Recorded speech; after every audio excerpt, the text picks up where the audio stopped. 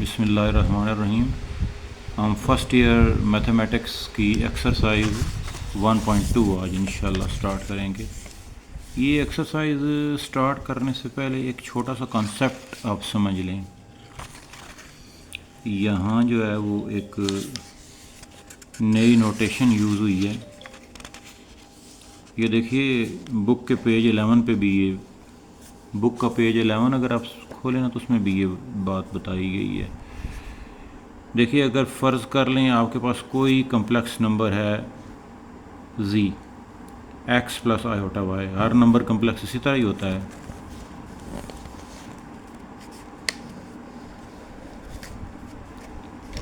अब इसके जो रियल पार्ट है वो x है और इसका इमेजिनरी पार्ट y है, और इसको लिखने की ये नई ट्रेडिशन, नई नोटेशन समझ लें। आर ई और पैरेंथेसिस में z लिखा हुआ है, मतलब रियल पार्ट ऑफ z। इसे पढ़ेंगे कैसे? रियल पार्ट ऑफ z वो x है और आई एम से मतलब इमेजिनरी पार्ट ऑफ z वो y है। ठीक है, तो कोई भी कम्प्लेक्स नंबर है उसके रियल पार्ट को आर ई और इमेजिनरी उसके पार्ट को आई एम कह देंगे। ठीक है, आइए अब हम चलते हैं एक्सरसाइज की तरफ।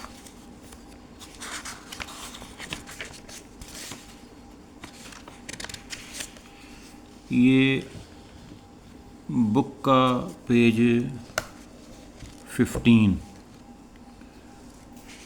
बुक का पेज 15 जो है ना, ये पेज 15 पे एक्सरसाइज है 1.2। एक्सरसाइज 1.2 है। पहला क्वेश्चन है show that for any complex number, यानी ये प्रूव कर दीजिए कि कोई भी कम्प्लेक्स नंबर लें तो उसमें ये बात ट्रू होगी। वो क्या बात है? एक बात पहली, नंबर 1 क्या है? Real of iota z is equal to imaginary of z, negative imaginary of z। ये हमने प्रूव करना है। इसी तरह से इसका एक और पार्ट है, वो है imaginary part of iota z is equal to real part of z। आइए देखते हैं कैसे करते हैं।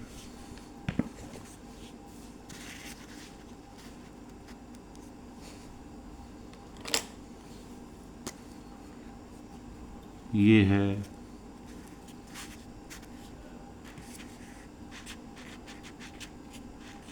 एक्सरसाइज है हमारी 1.2 और ये इसका पहला क्वेश्चन है। Real part of iota z is equal to negative imaginary part of z। अब z का हमें पता कोई नहीं, लेट कर लेते हैं कोई भी z x plus iota y। अब हम लेफ्ट हैंड साइड लेते हैं, वो ये है कि रियल पार्ट इसका फाइंड करना है आयोटा z का, यानी रियल पार्ट फाइंड करना है आयोटा z। तो x प्लस आयोटा y को कहते हैं। इसका मतलब है रियल पार्ट इस आयोटा को अंदर मल्टीप्लाई करते हैं, x iota and iota square y, यानी कि real part of x iota और ये आयोटा स्क्वायर -1 बन गया। रियल पार्ट मांगा इसका, आयोटा वाला तो इमेजिनरी पार्ट होता है, इसका मतलब रियल पार्ट नेगेटिव y है, तो इसका आंसर आता है नेगेटिव y। इसको आंसर नंबर 1 कह देते हैं।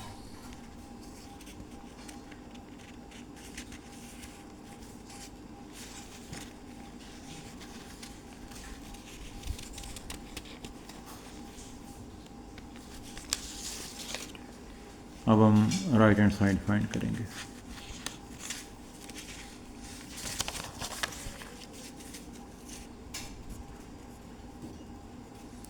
राइट हैंड साइड है हमारी negative imaginary part of z। Negative imaginary z को तो हमने ये माना हुआ था x plus iota y, negative imaginary part तो आयोटा वाई है, इसका मतलब है कि ये वाले वाई को कहा गया है, इसका मतलब है इसको लिखना पड़ेगा। बाहर इसके नेगेटिव है तो वो तो उसको नेगेटिव वाई बना देगा। ये आंसर नंबर 2 है। देखिए आंसर नंबर 1 भी नेगेटिव वाई था, आंसर नंबर 2 भी नेगेटिव वाई है, तो फिर मैं ये कह सकता हूँ from 1 and 2 left hand side is equal to right hand side.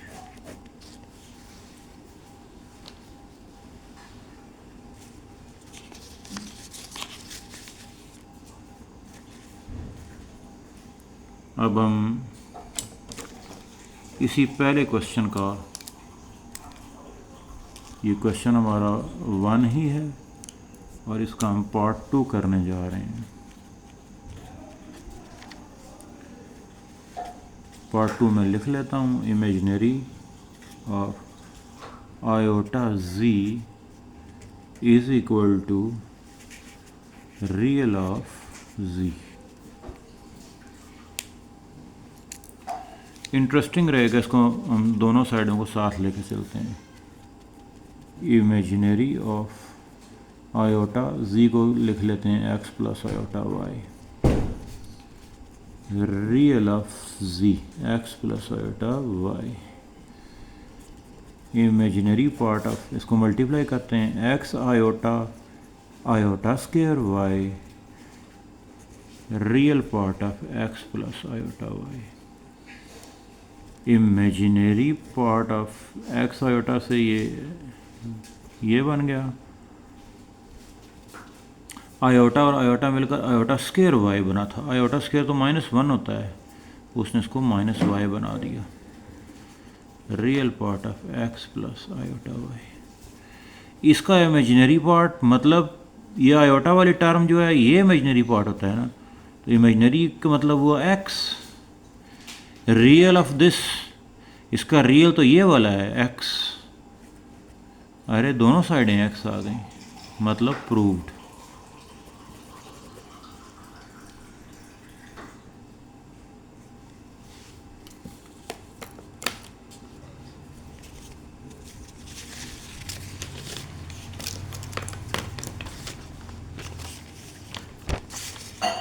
Question number 2, question number 2। पहले मैं क्वेश्चन आपके लिए पढ़ के सुना देता हूँ ताकि आपको समझ आ जाए। क्वेश्चन नंबर 2 में उन्होंने कहा है कि use the algebraic properties of complex numbers to prove that z1 z2 multiplied by z3 z4 is equal to z1 z3 z2 z4 is equal to z3 z1 z2 multiplied by z4। Algebraic properties, ये algebraic properties कौन सी हैं? वही properties वो जो हम पहले sets के ज़माने से पढ़ते चले आ रहे हैं, associative property, commutative property, distributive property. मैं इसे यूज़ करूँगा तो फिर आपको सारी प्रॉपर्टीज़ दोबारा याद आ जाएंगी। आइए देखते हैं कैसे।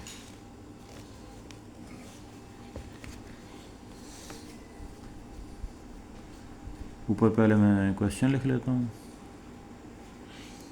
z1 z2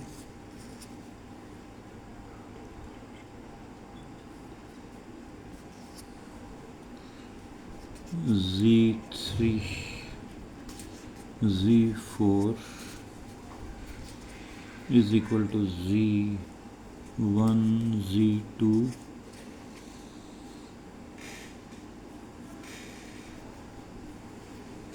z1 z3 z2 z4 और एंड में z3 सबसे पहले, z1 z2 सेंटर में, z4 एंड पे। चलें ग्रेजुअली इसको लिखना स्टार्ट करते हैं। मैं लेफ्ट हैंड साइड से स्टार्ट लेता हूँ। z1 z2 z3 z4 देखिए एक प्रॉपर्टी थी, उसको कहा जाता था एसोसिएटिव प्रॉपर्टी। प्रॉपर्टी क्या कहती थी, मैं याद करवा देता हूँ आपको। हमारे पास कोई सी तीन चीज़ें हुआ करती थी ना, ए बी और सी। वो प्रॉपर्टी ये कहती थी कि आप इन दोनों का कोई आपस में ऑपरेशन करवाएं और फिर बाद में उसका जो आंसर आए उसको सी के साथ ऑपरेट कर लें, या बी और सी को ऑपरेट करवा के जो आंसर आए उसको ए के साथ ऑपरेट कर लें, दोनों साइडें बराबर आएंगी। अब मैं लफ्ज़ यूज़ कर रहा हूँ ऑपरेशन।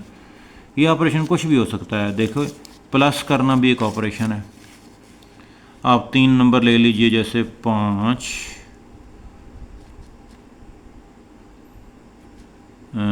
10 और 2। मैं पहले 5 और 10 को प्लस करता हूँ तो 15 आंसर आता है, फिर 2 प्लस करूँगा तो 17 बनेगा। मैं अगर 10 और 2 को प्लस करूँ तो 12 आता है, फिर +5 करूँ तो भी 17 बनेगा। तो एडिशन की एसोसिएटिव प्रॉपर्टी यहाँ इसमें होल्ड करती है। कोई जगह ऐसी भी आ जाती है जहाँ ये प्रॉपर्टी होल्ड नहीं कर रही होती। इस तरह की कोई बात सामने आई तो मैं आपको बताऊँगा। फ़िलहाल इतना जानना आपके लिए काफ़ी है। अब देखिए मैं इस पर क्या करता हूँ। Z1 और Z2, Z3 और Z4 हैं, तो मैं एसोसिएटिव प्रॉपर्टी मुझे इजाज़त देती है कि मैं Z1 को साइड पे रख दूँ, पहले Z2 और Z3 को ऑपरेट कर लूँ और Z4 को इधर साइड पर लिख दूँ। मैंने साथ आर्गूमेंट लिख दिया एसोसिएटिव प्रॉपर्टी। अब आपने देखा होगा कि बाज़ जगह पे इस तरह भी होता है, जैसे कोई आपको कहे कि 2 और 4 को मल्टीप्लाई कीजिए, क्या आंसर आएगा 8। आप 4 और 2 को मल्टीप्लाई कीजिए तो क्या आंसर आएगा 8। ये जब कोई ऑर्डर इस तरह लिखा हो उसको उलट कर इस तरह कर दिए जाए ना, मतलब रिवर्स कर दिए, तो ये कम्यूटेटिव प्रॉपर्टी होती है। अब कम्यूटेटिव प्रॉपर्टी मुझे अलाउ कर रही है कि मैं Z3 को इधर कर दूं और Z2 को उधर कर दूं। Z3 इधर आ गया, Z2 इधर लिख दिया, Z4 अपनी जगह पे है। और जो मैंने प्रॉपर्टी लगाई यहाँ पे उसका रेफरेंस देना पड़ेगा, कम्यूटेटिव प्रॉपर्टी। ठीक हो गया जनाब। अब फिर आगे आते हैं, आगे फिर एसोसिएटिव प्रॉपर्टी, इन दो का ऑपरेशन करा के बाद में इसके साथ ऑपरेट करवाएं या इन दो का करवा के इसके साथ करवाएं, कोई मसला नहीं है। तो मैं ये Z1 और Z3 का ऑपरेशन पहले कर लेता हूँ और Z2 और Z4 का बाद में कर लेता हूँ। ये एसोसिएटिव प्रॉपर्टी मुझे इजाज़त दे रही है, एसोसिएटिव प्रॉपर्टी। देखें तो Z3, Z2, Z4, Z1, Z3, Z2, Z4 हमारा एक स्टेप प्रूव हो गया, एक स्टेप हमारा प्रूव हो गया। इसी को लेके आगे चलता हूँ। ये देखिए ये Z3 लिखा हुआ है ना यहाँ पे, मैं Z3 को इधर कर दूं और Z1 को इधर कर दूं, कम्यूटेटिव प्रॉपर्टी मुझे इजाज़त देती है तो मैं कर सकता हूँ। मैं Z3 को इधर कर देता हूँ, Z1 को इधर कर देता हूँ।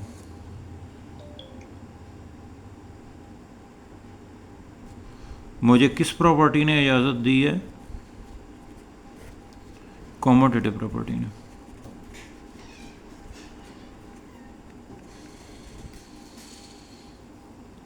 अच्छा, अगर Z3 इधर कर दिया, Z1 इधर कर दिया, कोई मसला नहीं है।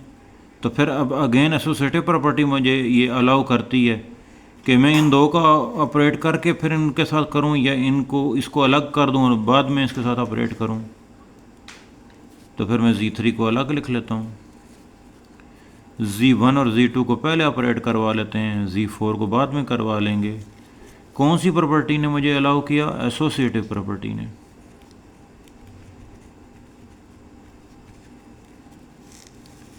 अरे ये तो हमारा लास्ट रिक्वायर्ड पार्ट था। ये देखिए Z3, Z1 और Z2 सेंटर में, Z4 एंड पे, Z3, Z1 और Z2 सेंटर में, एंड जी फॉर एंड पे, which is our right hand side. तो देखें कैसे हमने सिस्टमेटिकली प्रॉपर्टीज़ को यूज़ करके सारे को प्रूव कर दिया है।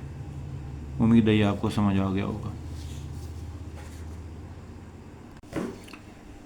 जी, ये जो एक्सरसाइज 1.2 का थर्ड क्वेश्चन है, इसमें उन्होंने हमसे ये कहा है कि प्रूव कीजिए, prove that for z member of complex number के तमाम कॉम्प्लेक्स नंबर्स के लिए, ये जी एक जनरल नाम है और मेंबर ऑफ कॉम्प्लेक्स नंबर, ये सेट ऑफ कॉम्प्लेक्स नंबर मतलब कि ये क्वेश्चन सारे कॉम्प्लेक्स नंबर के लिए ये प्रूव करना है। हमने क्या प्रूव करना है कि जी एक रियल नंबर है।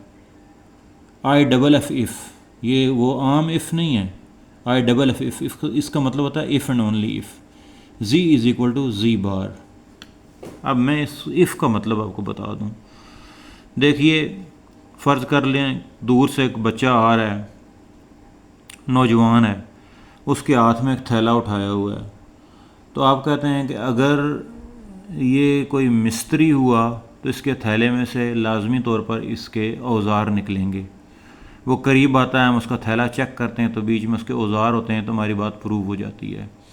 इस बात को मैं दूसरे तरीके से ये कहता हूँ कि अगर इस लड़के के थैले में औज़ार हुए तो ये मिस्त्री होगा।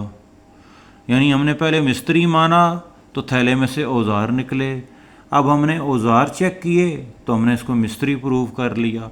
यानी एक चीज़ को दो तरह से प्रूव करना। अब ये इस क्वेश्चन में किस तरह है कि अगर जी को जी बार के इक्वल मानते हैं तो जी रियल नंबर होगा, और अगर जी एक रियल नंबर है यानी उसमें इमेजिनरी चीज़ नहीं है तो फिर उसका जी जो है अपने बार के इक्वल होगा। तो मैं पहले ये लेट कर लेता हूँ कि जी एक रियल नंबर है। ये देखिए, let z is equal to x plus zero iota. आप पूछेंगे कि मैंने ज़ीरो आयोटा क्यों लिखा? क्योंकि ये रियल नंबर है। जो रियल नंबर होता है उसमें कम्प्लेक्स पार्ट तो कोई नहीं होता ना। और रियल नंबर,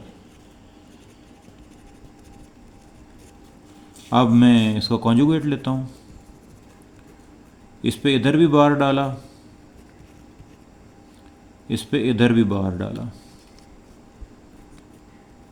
जी बार फाइन हो गया है, उसका रियल पे असर नहीं होता और इमेजिनरी का साइन चेंज हो जाता है, ज़ीरो आयोटा का साइन चेंज हो गया।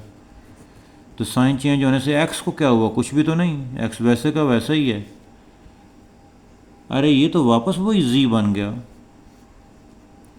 तो मैं इसको वापस जी कह सकता हूँ,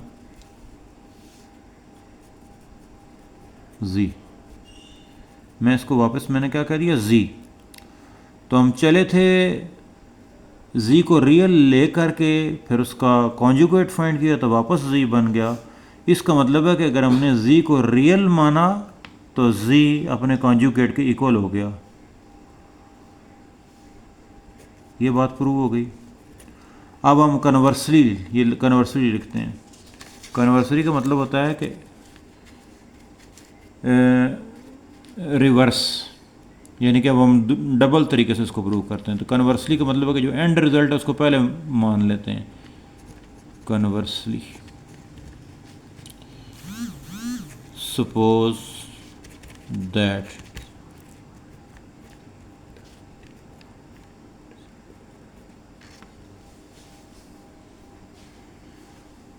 conversely suppose that G is equal to G bar. पहले तो हमने प्रूव किया था ना कि जी बार, अब हम मान लेते हैं कि जी बार है। अच्छा है, कोई भी x प्लस आयोटा वाई मान लो जी को, x प्लस आयोटा वाई अपने कॉन्जुगेट के इक्वल है। मतलब x plus iota y, x और कॉन्जुगेट का क्या असर होता है? इमेजिनरी का साइन चेंज हो जाता है, x equal to x minus iota y बन जाएगा। अब इस सारे को एक तरफ इकट्ठा कर लेते हैं, x plus iota y minus x plus iota y is equal to zero.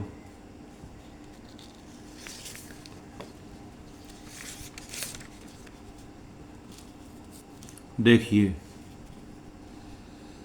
अगर x है, मैं अगेन वो स्टेप लिख लेता हूँ, आयोटा y है, फिर माइनस x है, फिर आयोटा y है इज इक्वल टू 0।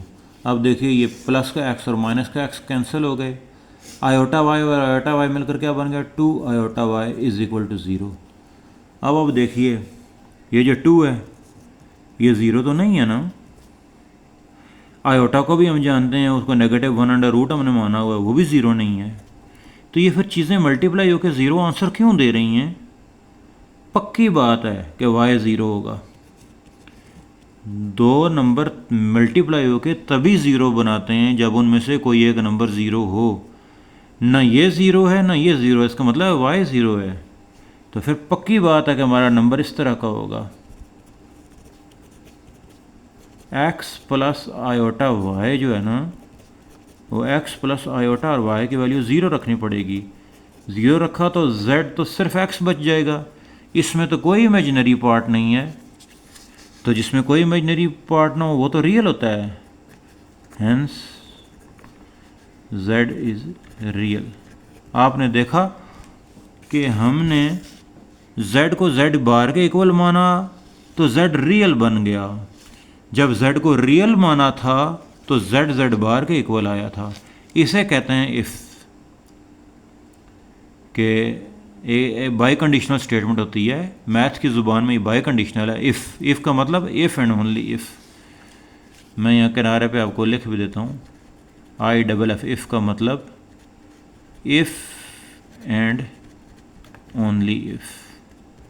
यानी एक साइड को आप ट्रू मानोगे तो दूसरी ट्रू हो जाएगी, और अगर आप दूसरी को ट्रू मानोगे तो पहली ट्रू हो जाएगी।